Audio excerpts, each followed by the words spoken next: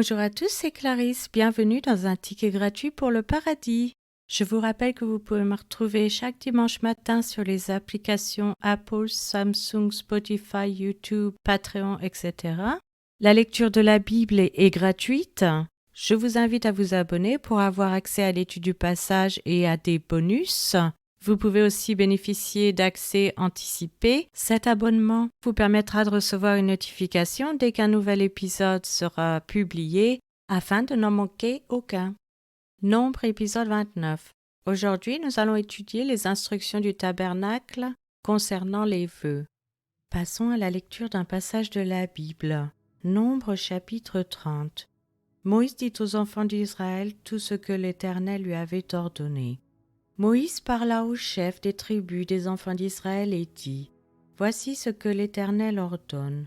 Lorsqu'un homme fera un vœu à l'Éternel ou un serment pour se lier par un engagement, il ne violera point sa parole, il agira selon tout ce qui est sorti de sa bouche.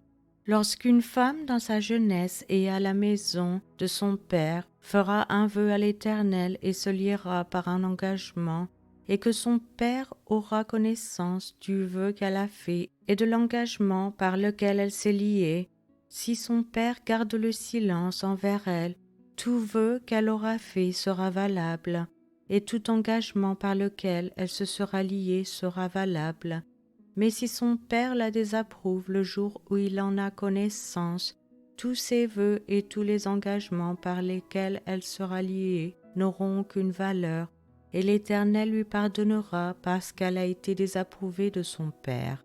Lorsqu'elle sera mariée, après avoir fait des vœux ou s'être liée par une parole échappée de ses lèvres, et que son mari en aura connaissance, s'il garde le silence envers elle le jour où il en a connaissance, ses vœux seront valables et les engagements par lesquels elle sera liée seront valables.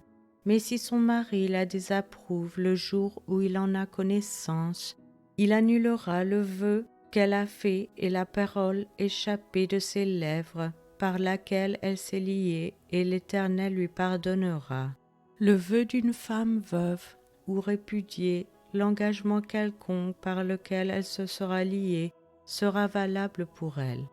Lorsqu'une femme dans la maison de son mari fera des vœux ou se liera par un serment, et que son mari en aura connaissance, s'il garde le silence envers elle et ne la désapprouve pas, tous ses vœux seront valables et tous les engagements par lesquels elle se sera liée seront valables. Mais si son mari les annule le jour où il en a connaissance, tout vœu et tout engagement sortis de ses lèvres n'auront aucune valeur. Son mari les a annulés et l'Éternel lui pardonnera.